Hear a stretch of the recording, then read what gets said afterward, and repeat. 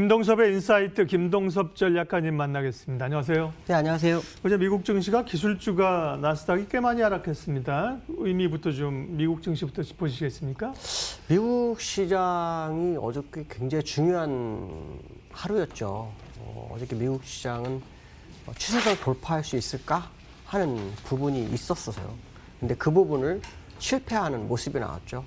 그래서 이제 미국 하락 이후로는 부양책 불확실성 얘기가 나오죠. 부양책 불확실성이 나오는데 사실 이 부양책에 대한 것은 오래전부터 얘기가 나왔어요. 그래서 처음에는 2조 6천억 불 얘기 나오다가 공화당이 반대해서 1조 6천억 불 얘기하다가 또 내려와가지고 9,080억 불 얘기하는 그런 상황이 나와서 부양책이 될 것 같으면 주가를 올리고 부양책이 난항이 오면 좀 밀리고 이런 상황은 사실 계속 진행됐던 거예요. 그러니까 저건 재료라고 볼 수 없고요.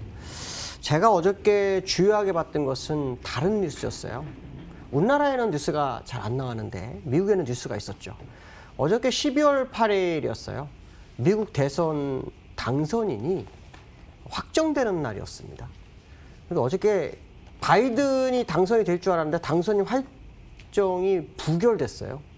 부결되면서 미국 시장이 정치적 혼란이 오는 상황이 된 것 같고 그게 주시장을 좀 흔드는 게 아닌가. 왜냐하면 바이든이 될 거라고 믿는 월가가 주가를 엄청 끌어올렸잖아요. 근데 바이든이 어제 당선인으로 됐다면 미국 시장은 환호를 했을 것 같은데 왜냐하면 요 근래 바이든 때문에 올랐잖아요. 근데 바이든 당선인 결정하는 날 부결이 돼버려서 이게 이제 시장의 불확실성으로 작용하는 상황이 된 게 아닐까? 그런 생각을 좀 해봤습니다. 근데 희한하게도 우리나라에는 그 뉴스가 나오질 않고 있는데요. 자, 어쨌든 미국의 정치적 불확실성이 어쩌면 시장을 흔들고 있는 상황이 아닐까라는 생각을 저는 개인적으로 하고 있고 그 부분이 맞는지는 이 이후의 시장의 모습을 보면 되겠죠. 그래서 아마도 월가에서 바이든을 밀었던 종목들은 좀 많이 퇴보하는 상황이 아니었나 그런 생각을 좀 해볼 수 있는 하루였다라고 보시면 될 것 같습니다. 특히 그 자리가 기술적으로 월봉상으로 돌파가 가시권에 들어왔었어요. 가시권에 제가 3880 얘기했지만 사실은 약간 하나가 선이 있는데 그게 정확하게 뚫는 자리가 거의 됐었는데 거기서 밀렸습니다. 근데 문제는 뭐냐면 여기도 마찬가지였지만 나스닥도 역시 똑같은 곳에서 밀렸어요. 그러니까 지금 이 자리는 상당히 저항이 있는 건 확실한 것 같고 그 저항에서 일단 부양책 협상 난항 당연히 만약에 정치적 불확실성이 생기면 민주당 공화당이 경기 부양책에 대해서 합의 보기 쉽지 않죠. 그러니까 어쨌든 지금 상황은 표면적으로 부양책으로 얘기가 나왔지만 제가 보는 가지고는 정치적 불확실성이 시장을 흔들었을 것이다. 그렇다면 결국 돌아온 주까지 굉장히 힘든 장이 연출될 수도 있지 않을까라는 생각을 한번 해봐야 되겠다라고 말씀드릴 수 있고요. 두 번째는 우리나라의 나라에 대해서 이제 BIS에서 나온 얘기인데요. 한국 부채가 위험치가 37년 내 최대치라는 얘기합니다. 그러니까 1983년도가 최고치였고 지금 다시 최고치를 찍었는데요. 이게 무슨 말이냐면 이제 가계부채가 많이 늘어나잖아요. 또 영끌, 영원까지 끌어모은다 해가지고 영끌이라고 하는데 이거를 이제 신용갭이라는 표현을 씁니다. 근데 이 신용갭이 낮으면 낮을수록 좋은 거예요. 그래서 과거에 우리나라 마이너스일 때도 있었어요. 근데 최고치가 언제였냐면 1983년도 2분기 때 제가 알기로 14% 정도.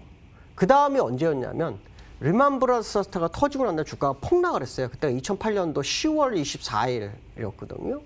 그 다음부터 그 이듬해 이제 2019년도까지 2009년도에 주가가 올라왔죠. 올라 1720까지 올라왔었죠. 893에서. 그때 부채 비율이 13.2%였어요. 그러니까 이 부채 위험도는 부채 위험도가 13.2%였는데 이 부채 위험도는 항상 주가와 거의 비슷하게 그러니까 전후로 움직였거든요. 근데 지금 우리나라 부채 위험도가 얼마냐면 13.8%입니다. 그러니까 37년도에 있었던 1983년도 2분기 때 14%였는데 그거에 거의 다 온 상태예요. 아시겠지만 요즘 B2가 어마어마하잖아요. 18조 5천억 넘었죠.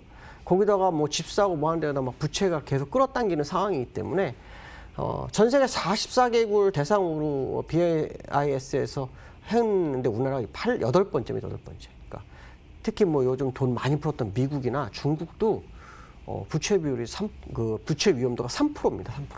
그러니까 우리나라는 지금 좀 어마무시한 상황이 지금 진행이 되고 있고 이 모습이 과거에 주가하고도 거의 연결됐었던 그런 부분이 있었다라고 본다면 어쩌면 이 부분이 우리 시장에 상당히 부담으로 작용할 수 있는 게 아닐까. 오늘 같은 경우는 이제 만기가 돼서 시장에 상당히 좀 강한 그런 상황의 모습이 있어요. 왜냐하면 하락했다가 지금 거의 되돌리고 있잖아요. 그래서 이 만기는 항상 보면 그 포지션 내에서의 움직임이 계속 진행되는데 현재 그 상황이 아닌가 뭐 이런 생각이 좀 들고 있고요.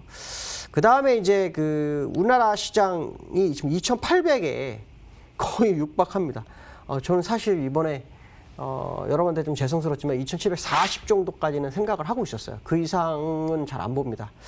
왜 그러냐면 만약에 제가 그래서 그런 말씀을 드릴게요. 2,740이 정말 돌파가 확실하게 된다면 정말 많이 갈 수 있다는 표현을 아마 써드렸을 거예요. 그 무슨 말이냐면 이 쥐불놀이하고 거의 비슷해요. 이렇게 막 돌리다가 팍 튀어나가면 날아가거든요. 근데 우리나라가 과거 사례를 보시면 이 추세에 대해서 16년을 놀았어요. 그러니까 16년을 놀던 시장이 벗어난다? 그럼 이건 사실 어디까지 간다는 건 참 장담을 못해요. 알 수가 없는 거죠. 지금 제가 이제 차트를 그려놨는데 요 고점이 2007년도 11월 1일이에요. 요게 2008년도 10월 24일. 그다음에 요게 이제 2009년도에 1728 만들었던 자리고요. 여기가 이제 2011년도에 2228 이명박 대통령 때 만들었고 한번 1650까지 밀었었죠. 그러한 다음에 여기서 그 아시겠지만 뭐 북한 핵 문제 막 오다가 한번 푹 튀어가지고 2600 갔다가 계속 빠졌던 주식가 코로나에서 한 번 더 레벨 다운 됐다가 지금 올라선 거거든요. 올라섰는데 지금 2,740 이 정도를 이제 끄트머리를 보느냐 아니냐 이 부분인데 저는 사실은 지금 이 부분을 가지고 고민이 굉장히 많습니다. 그러니까 우리나라 지수로 돌파된다면 정말 가야 되는가에 대한 부분인데 저는 이제 여기서 걸림돌이 이거 하나입니다. 미국이요.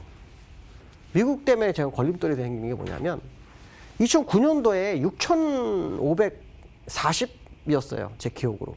리만브러스 사태 때문에요. 자, 그 이후로 주가가 어디까지 올냐면 33,319까지 왔어요. 그러면 5배가 올랐거든요. 이 5배를 올랐는데 여기서 이제 더 갈 거라는 그러니까 추가 대세 상승이냐 아니면 지금 대세 진행 중에 마지막 끝트림을 해서 분출한 거냐 이거에 대한 싸움이라고 좀 판단하고 있기 때문에 여기서 추가 분출이라 그러면 진짜 어마무시한 장이 막판에 올 수 있고요.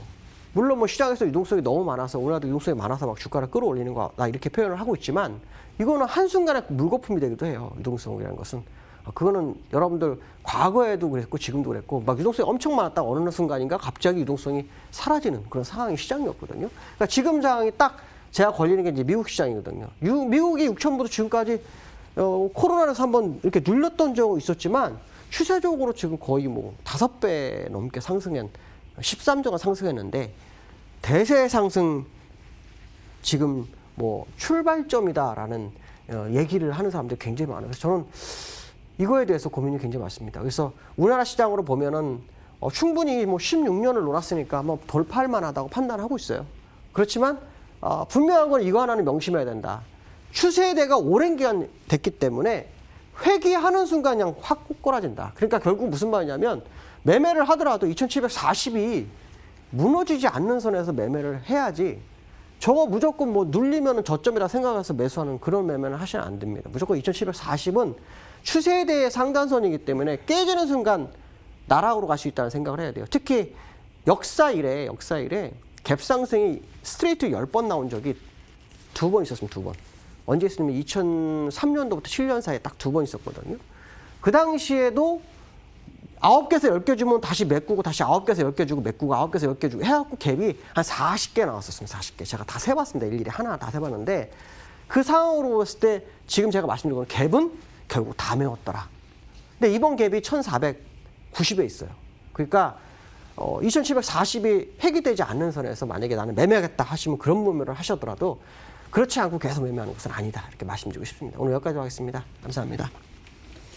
예, 김동섭 전략가님 함께했습니다. 코스피 2,745, 9포인트 하락입니다. 한 1% 하락으로 출발했는데요. 지금은 0.3%니까요. 낙폭을 많이 좁혀오죠. 코스닥은 상승만 전하면서 만기일 흐름도 일단은 뭐 시장이 굉장히 강한 모습으로 초반보다는 낙폭을 줄이고 있습니다. 시장공감편 오늘은 여기까지 하겠습니다. 함께해 주셔서 고맙습니다.